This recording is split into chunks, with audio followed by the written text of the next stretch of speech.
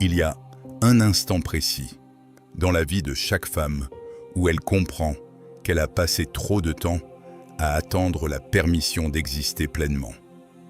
Permission d'être respectée. Permission d'avoir confiance en elle. Permission de ne plus dépendre du regard, de la vie, de la présence des autres pour se sentir entière. Cet instant ne ressemble pas toujours à une révélation soudaine.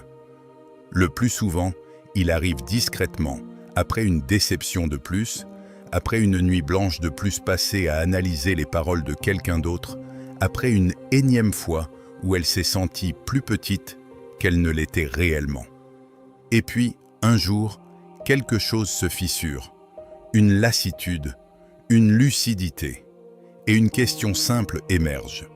Et si je cessais d'attendre que les choses changent autour de moi, pour commencer enfin à changer ce qui se passe en moi? Les stoïciens, il y a 2000 ans, avaient déjà compris une vérité que beaucoup de femmes redécouvrent aujourd'hui à leurs dépens. La force intérieure ne s'obtient pas en changeant le monde extérieur, mais en changeant la relation que l'on a avec soi-même. Épictète, qui fut esclave avant de devenir l'un des plus grands maîtres de sagesse de son temps, disait que ce qui nous trouble n'est jamais les événements eux-mêmes, mais le jugement que nous portons sur eux. Cette idée, en apparence simple, contient en réalité une révolution intérieure complète. Elle signifie que personne, absolument personne, ne peut vous enlever votre paix intérieure sans votre consentement implicite. Elle signifie aussi que cette paix, vous pouvez la reconstruire méthodiquement, à partir de zéro, peu importe ce que vous avez vécu jusqu'à aujourd'hui. Ce script n'est pas une promesse magique. Ce n'est pas un programme qui vous transformera en 6 jours, ni même en 6 semaines. C'est une méthode construite sur 6 leçons profondes, pensées pour les 6 prochains mois de votre vie. Chaque leçon est une pierre posée avec soin. Aucune ne remplace les autres. Ensemble, elles forment un chemin solide vers une version de vous-même, inarrêtable, respectée sans avoir à l'exiger, confiante sans avoir besoin de preuves extérieures et émotionnellement libre sans jamais être froide ou indifférente. Installez-vous confortablement. Laissez de côté, pour les prochaines minutes, vos obligations, vos notifications, vos pensées en boucle. Et commençons. Leçon 1. Reprendre possession de votre attention. La première bataille que mène une femme qui veut devenir inarrêtable ne se joue pas contre les autres. Elle ne se joue pas non plus contre les circonstances de la vie, contre l'injustice d'une situation, contre la malchance ou contre un passé douloureux. Cette bataille se joue à l'intérieur, silencieusement, dans la dispersion quotidienne de l'attention. Marc Aurèle écrivait, dans ses pensées les plus personnelles, destinées uniquement à lui-même et jamais conçues pour être publiées. Une phrase qui résume à elle seule des années de pratique philosophique. Ce que vous pensez de manière répétée façonne la nature même de votre âme. Cette idée mérite d'être relue lentement. Ce que vous pensez de manière répétée, pas une fois, pas occasionnellement, de manière répétée, jour après jour, semaine après semaine.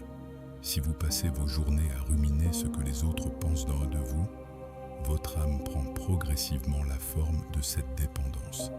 Si au contraire, vous passez vos journées à observer attentivement ce qui dépend réellement de vous, votre âme prend la forme de la souveraineté. Beaucoup de femmes vivent, sans même s'en rendre compte, une dispersion permanente et épuisante. Une partie d'elles surveille en continu les réactions de leur entourage, scrutant chaque micro-expression, chaque silence, chaque retard de réponse. Une autre partie anticipe constamment le jugement social, préparant des justifications pour des choix qui n'ont pourtant pas besoin d'être justifiés. Une autre partie encore rejoue en boucle une remarque blessante reçue des années plus tôt, parfois même des décennies plus tôt, comme un disque rayé qui n'arrive jamais à dépasser le même point. Il ne reste alors presque rien en termes d'énergie mentale disponible pour vivre pleinement le moment présent, pour construire un projet, pour avancer concrètement vers ce qui compte vraiment. La discipline stoïcienne commence par un exercice simple, mais redoutablement efficace lorsqu'il est répété avec constance. Chaque soir, pendant 5 minutes seulement, posez-vous une question précise. Où est allée mon attention aujourd'hui? Combien de temps ai-je consacré concrètement à des choses qui dépendent réellement de moi? Mon travail, mes choix, mes paroles, mon comportement, mes décisions. Et combien de temps, en comparaison, ai-je gaspillé sur des choses qui ne dépendent absolument pas de moi? L'opinion d'un collègue, l'humeur changeante d'un partenaire, le jugement anonyme d'une inconnue sur les réseaux sociaux, ou encore une situation passée qu'il est désormais impossible de modifier. Cette question, répétée chaque soir pendant un mois entier, change progressivement et profondément la structure même de votre esprit. Au début, l'exercice semble presque anodin. Mais après quelques semaines, quelque chose de remarquable se produit. Vous commencez à remarquer, en temps réel, dans l'instant même où cela se produit, quand votre attention part vers quelque chose qui ne vous appartient pas. Et remarquer ce glissement au moment où il se produit, c'est déjà commencer à reprendre le contrôle. Ce n'est plus une rumination de 3 heures après les faits. C'est une interruption immédiate du processus. Il est important de préciser qu'une femme inarrêtable n'est pas une femme qui ignore complètement le monde extérieur, qui se ferme aux autres ou qui devient indifférente à tout. Ce serait une interprétation erronée et même dangereuse de cette première leçon. Une femme inarrêtable est simplement une femme qui sait, avec une clarté croissante, exactement où elle place son énergie mentale et qui refuse consciemment de la disperser sur ce qu'elle ne peut absolument pas changer. Le premier mois de votre transformation ne consiste donc pas, contrairement à ce que l'on pourrait croire, à changer immédiatement votre vie extérieure, ni votre travail, ni vos relations, ni votre apparence. Il consiste uniquement à observer, sans jugement sévère envers vous-même, où va concrètement votre attention chaque jour. C'est la fondation invisible, mais absolument essentielle de tout ce qui suivra dans les 5 leçons à venir. Il existe une image utilisée par certains commentateurs de la philosophie stoïcienne qui aide à comprendre ce premier mois. Imaginez votre attention comme une lumière. Cette lumière, vous pouvez choisir de l'éclater en 1000 petits rayons dispersés, éclairant faiblement des dizaines de préoccupations à la fois. Ou vous pouvez choisir de la concentrer en un seul faisceau puissant, capable de transformer véritablement ce qu'il touche. Une femme qui disperse sa lumière sur l'opinion de chacun, sur chaque détail incontrôlable, finit par n'éclairer correctement aucun aspect de sa propre vie. Une femme qui rassemble cette même lumière sur ce qui dépend réellement d'elle commence progressivement à transformer concrètement son existence. Il ne s'agit pas non plus de réussir cet exercice parfaitement dès les premiers jours. Les stoïciens insistaient constamment sur la notion de progrès continu plutôt que de perfection immédiate. Certains soirs, vous remarquerez que la quasi-totalité de votre journée a été consacrée à des préoccupations extérieures hors de votre contrôle. D'autres soirs, vous remarquerez un léger progrès. Ce qui compte véritablement n'est pas la perfection du résultat, mais la régularité de l'observation elle-même. Leçon 2. Le respect commence par l'exemple que vous donnez de vous-même. On demande très souvent, dans les conversations entre amis, dans les livres de développement personnel, sur les réseaux sociaux, comment obtenir le respect des autres? Comment faire pour qu'on me traite enfin avec considération? La question, bien qu'elle parte d'une intention légitime, est mal posée dès le départ. Les stoïciens auraient répondu par une toute autre question, plus inconfortable mais infiniment plus utile. Comment vous traitez-vous vous-même lorsque personne ne vous observe? Sénèque, dans ses lettres adressées conçues à son ami Lucilius, rappelait constamment que la dignité extérieure, celle que les autres perçoivent et reconnaissent, n'est en réalité que le reflet d'une dignité intérieure cultivée patiemment, en silence, loin du regard public, dans les moments où personne n'applaudit, où personne ne félicite, où personne ne valide.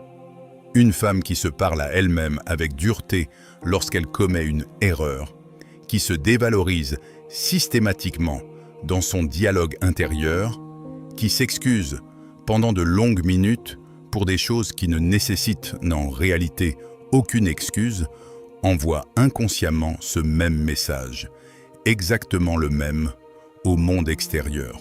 Traitez-moi comme je me traite déjà moi-même. Le respect, contrairement à une idée largement répandue, ne se quémande pas, ne s'exige pas à voix haute et ne se négocie pas indéfiniment. Il se dégage naturellement. Il transparaît dans la façon de se tenir debout, dans la façon de répondre à une remarque déplacée, dans la capacité à poser une limite claire, dans la capacité à quitter calmement une pièce ou une conversation qui ne respecte pas votre dignité, et surtout dans la capacité à dire non sans ressentir le besoin de se justifier pendant 10 minutes interminables. Voici un exercice concret. Pensez spécifiquement pour ce deuxième mois de votre parcours. Pendant une semaine complète, notez par écrit chaque phrase que vous vous adressez intérieurement après une erreur, après un refus reçu ou après un simple moment de doute. La plupart des femmes qui réalisent cet exercice avec honnêteté découvrent, souvent avec un certain choc, qu'elles ne parleraient absolument jamais ainsi à une amie proche, ni même à une inconnue. Pourquoi alors continuer à se parler ainsi à soi-même, jour après jour, comme si cette violence intérieure était normale ou méritée? Le changement profond commence par remplacer progressivement le jugement intérieur sévère par l'observation stoïcienne, plus neutre et plus utile. Au lieu de penser spontanément « je suis vraiment nul d'avoir fait cette erreur », entraînez-vous à penser plutôt « j'ai fait une erreur précise, voici exactement ce qu'elle m'enseigne, et voici comment j'ajuste concrètement ma trajectoire à partir de maintenant ».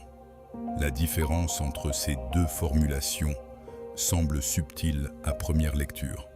Elle est en réalité radicale, car elle transforme un échec ponctuel en simple information exploitable, plutôt qu'en sentence définitive sur votre valeur personnelle.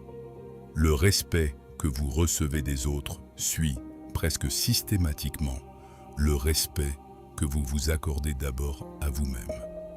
Non pas par un effet magique ou mystérieux, mais simplement parce que les comportements toxiques, les manipulations subtiles, les petites humiliations répétées se nourrissent généralement d'un terrain particulièrement favorable, celui d'une personne qui doute déjà profondément d'elle-même et qui hésite à réagir.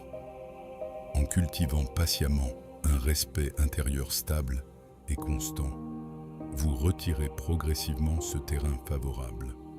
Vous devenez, sans effort apparent, moins accessible au jeu de pouvoir habituel et plus naturellement respecté par votre entourage, sans jamais avoir besoin de l'exiger bruyamment ou de vous battre constamment pour l'obtenir. Il est également utile de préciser que cultiver ce respect intérieur ne signifie absolument pas devenir arrogante, dure ou fermée aux autres. Les stoïciens distinguaient clairement la dignité véritable, calme et stable, de l'orgueil superficiel qui a justement besoin de l'admiration constante d'autrui pour se maintenir. Une femme véritablement respectée par elle-même n'a pas besoin d'écraser les autres pour se sentir grande. Elle peut rester douce, chaleureuse et généreuse, tout en maintenant fermement une ligne intérieure que personne n'est autorisé à franchir impunément. Un dernier élément mérite d'être souligné pour ce deuxième mois. Le respect de soi se construit aussi à travers de petites actions répétées, presque invisibles.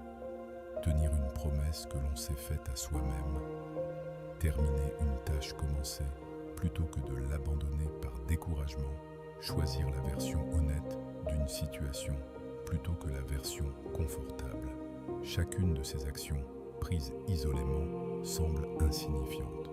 Accumulées sur plusieurs semaines, elles construisent une preuve intérieure tangible, celle d'être quelqu'un sur qui l'on peut soi-même compter. Leçon 3. La confiance n'est pas l'absence de doute, c'est l'action malgré le doute. Une idée fausse, mais très largement répandue dans notre culture actuelle, voudrait que la confiance en soi soit un état permanent et stable, atteint une fois pour toutes après un certain travail intérieur, après lequel le doute disparaîtrait définitivement.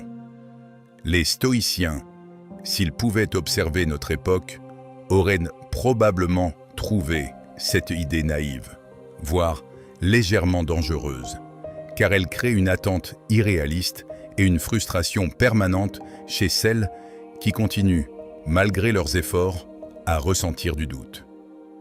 Épictète lui-même, devenu au fil des décennies un maître respecté et reconnu dans tout le monde antique, continuait chaque jour, jusqu'à un âge avancé, d'appliquer les mêmes exercices de discipline mentale qu'il enseignait patiemment à ses élèves.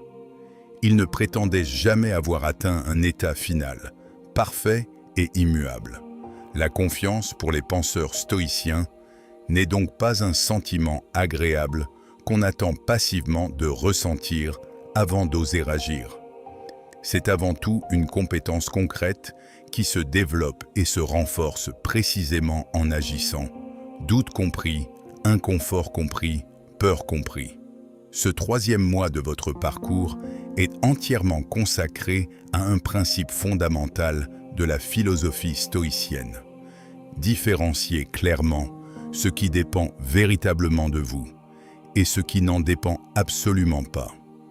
Puis appliquer concrètement cette distinction à votre rapport quotidien avec la confiance en vous.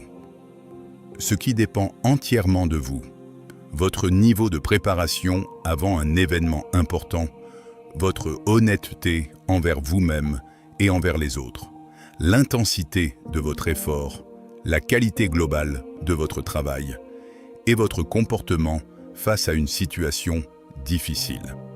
Ce qui ne dépend absolument pas de vous, en revanche, le résultat final obtenu, l'opinion subjective des autres sur votre performance, les circonstances extérieures imprévisibles et une part de chance ou de malchance inhérente à toute situation. La plupart des femmes, sans même s'en rendre compte, ancrent leur confiance personnelle presque exclusivement dans cette seconde catégorie, celle qui échappe totalement à leur contrôle. Elles attendent un résultat favorable, une validation extérieure explicite, un compliment, une promotion, une réponse positive, pour enfin se sentir légitime et compétente. Cette forme de confiance reste, par nature, extrêmement fragile, puisqu'elle dépend entièrement de facteurs que ces femmes ne maîtrisent absolument pas. La confiance véritablement stoïcienne, elle, s'ancre uniquement et systématiquement dans la première catégorie, celle des éléments réellement sous votre contrôle.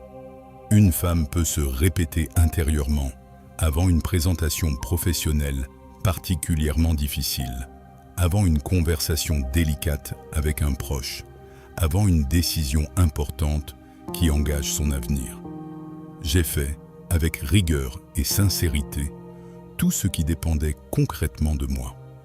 Le résultat final, lui, ne m'appartient pas, et je refuse désormais de laisser son incertitude inhérente déterminer ma valeur personnelle ou mon état émotionnel. Cette leçon demande, plus que les autres peut-être, une pratique répétée et patiente. Pendant ce mois entier, avant chaque situation susceptible de vous intimider, posez-vous systématiquement la question suivante, simple en apparence. Ai-je fait, honnêtement, ce qui dépendait concrètement de moi dans cette situation précise? Si la réponse honnête est oui, alors avancez, peu importe l'intensité du doute qui subsiste encore. Le doute, dans cette perspective, n'est jamais un signal d'arrêt obligatoire. C'est simplement la sensation parfaitement normale, voire saine, de s'engager dans quelque chose qui compte réellement pour vous. Il peut être utile, à ce stade du parcours, de revenir sur l'origine même du mot confiance. Ce mot vient du latin confidere, qui signifie littéralement avoir foi avec, ou plus précisément, se fier ensemble. Cette étymologie suggère quelque chose d'important. La confiance n'a jamais été pensée, à l'origine, comme une certitude solitaire et absolue, mais plutôt comme une relation de fiabilité construite progressivement par l'expérience répétée. Vous ne naissez pas avec une confiance déjà acquise. Vous la construisez exactement comme on construit la confiance envers une amie, par des preuves accumulées, par des promesses tenues, par des actions répétées qui démontrent, avec le temps, que vous êtes quelqu'un sur qui vous pouvez vous-même compter. Chaque petite action accomplie malgré le doute devient ainsi une preuve supplémentaire déposée dans cette relation de confiance avec vous-même. Une présentation menée malgré la nervosité. Une conversation difficile engagée malgré l'appréhension. Une candidature envoyée malgré la peur du refus. Aucune de ces actions, isolément, ne transforme immédiatement votre confiance globale, mais leur accumulation patiente, mois après mois, construit progressivement une base extrêmement solide, beaucoup plus stable que n'importe quelle validation extérieure ponctuelle. Leçon 4. L'indépendance émotionnelle n'est pas l'isolement, c'est la souveraineté. Beaucoup de personnes confondent, par méconnaissance, indépendance émotionnelle et froideur relationnelle, ou pire encore, isolement volontaire et refus de toute proximité affective. Les stoïciens enseignaient pourtant quelque chose de très différent et beaucoup plus nuancé. On peut aimer profondément, créer des liens forts et durables, s'attacher sincèrement à des personnes importantes, tout en restant pleinement souveraine de son propre équilibre intérieur, sans jamais le déléguer entièrement à autrui. Marc Aurèle, empereur constamment entouré de trahisons politiques, de complots, de pertes personnelles douloureuses et de responsabilités écrasantes, écrivait que la paix intérieure véritable ne dépend jamais des circonstances extérieures elles-mêmes, mais uniquement de la manière dont l'esprit choisit d'interpréter ces circonstances. Cette idée fondamentale s'applique directement et de manière très concrète au domaine des relations affectives et amoureuses. Une femme émotionnellement dépendante place, souvent sans en avoir pleinement conscience, son équilibre intérieur tout entier entre les mains d'une autre personne. Son humeur quotidienne dépend alors d'un message reçu ou non reçu dans les délais espérés. Sa valeur personnelle fluctue dangereusement selon l'attention plus ou moins grande qu'on lui porte ce jour-là. Une femme émotionnellement souveraine, à l'inverse, peut accueillir pleinement l'amour, l'amitié sincère, la connexion profonde avec d'autres personnes sans que son équilibre intérieur global en dépende de manière exclusive et fragile. Ce 4e mois propose un exercice de discernement à pratiquer quotidiennement avec patience. Chaque fois que vous ressentez une vague émotionnelle particulièrement forte, liée directement à une autre personne, posez-vous immédiatement la question stoïcienne fondamentale suivante. Cette émotion intense vient-elle réellement d'un événement objectif et vérifiable, ou vient-elle plutôt du jugement subjectif que j'ajoute souvent inconsciemment à cet événement? Prenons un exemple parfaitement concret et universel. Un message envoyé reste sans réponse pendant plusieurs heures. L'événement réel, objectivement observable, est en lui-même totalement neutre. Il s'agit simplement d'un message resté sans réponse pour le moment. Le jugement ajouté, lui, est souvent immédiatement catastrophique. Il ne m'aime plus comme avant. J'ai certainement fait quelque chose de mal sans le savoir. Je ne suis probablement pas assez importante pour cette personne. C'est précisément ce jugement supplémentaire, et non l'absence de réponse en elle-même, qui crée l'essentiel de la souffrance ressentie.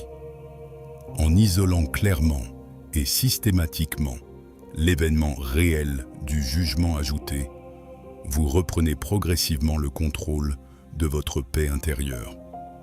Vous pouvez continuer à désirer sincèrement une réponse plus rapide, à apprécier profondément la présence de l'autre personne dans votre vie, mais sans que votre stabilité émotionnelle globale ne repose entièrement sur ce facteur extérieur précis et incertain.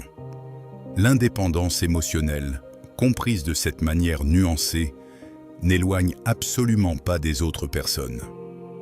Bien au contraire, elle rend généralement les relations beaucoup plus saines et plus équilibrées, car elles ne sont plus motivées principalement par la peur sous-jacente du vide intérieur, mais bien par un choix libre, conscient et assumé de partager sa vie avec quelqu'un d'autre. Leçon 5. Poser des limites sans culpabilité. La 5e leçon de ce parcours aborde un terrain que beaucoup de femmes trouvent particulièrement difficile et inconfortable à explorer.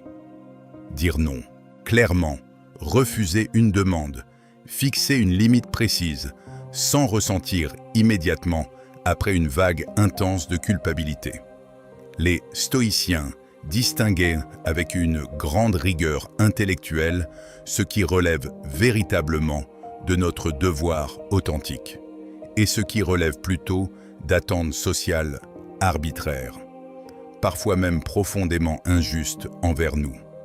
Épictète enseignait régulièrement que de nombreuses personnes confondent leur rôle réel et choisi avec un rôle imposé de l'extérieur par les attentes implicites des autres, et finissent ainsi, sans jamais s'en rendre compte clairement, par vivre une existence qui n'est pas véritablement la leur, mais plutôt celle que les autres ont silencieusement dessinée pour elles. Poser une limite claire n'est absolument pas un acte d'agressivité ou de méchanceté envers l'autre personne. C'est avant tout un acte de clarté nécessaire et de respect mutuel. Une femme qui dit non à une demande excessive ou inappropriée ne fait pas réellement de mal à l'autre personne concernée. Elle protège simplement, avec justesse, l'équilibre intérieur qu'elle a mis parfois des mois, voire des années entières, à construire patiemment. Ce 5e mois propose un entraînement progressif et structuré. Commencez d'abord par les limites les plus simples à poser. Refusez calmement une sollicitation qui ne vous convient vraiment pas, sans fournir systématiquement une explication interminable et détaillée. Une phrase courte suffit généralement amplement. Je ne peux pas, malheureusement. Cela ne me convient pas pour le moment. Cette réponse brève, calme et posée suffit dans l'immense majorité des situations quotidiennes. La culpabilité intense qui suit souvent un refus, même parfaitement légitime, provient généralement d'une croyance ancienne et profondément ancrée. Être véritablement aimé signifierait obligatoirement être disponible en permanence sans jamais imposer la moindre limite. Les stoïciens auraient immédiatement remis en question cette croyance limitante. Une personne qui exige constamment une disponibilité totale et sans limite ne demande pas réellement de l'amour sincère. Elle demande plutôt, plus simplement, un service permanent et à sens unique. Avec une pratique régulière et patiente, poser des limites devient progressivement beaucoup plus naturel et beaucoup moins coûteux émotionnellement. La culpabilité initiale, souvent intense au début, s'estompe peu à peu, remplacée graduellement par un sentiment durable de cohérence intérieure profonde.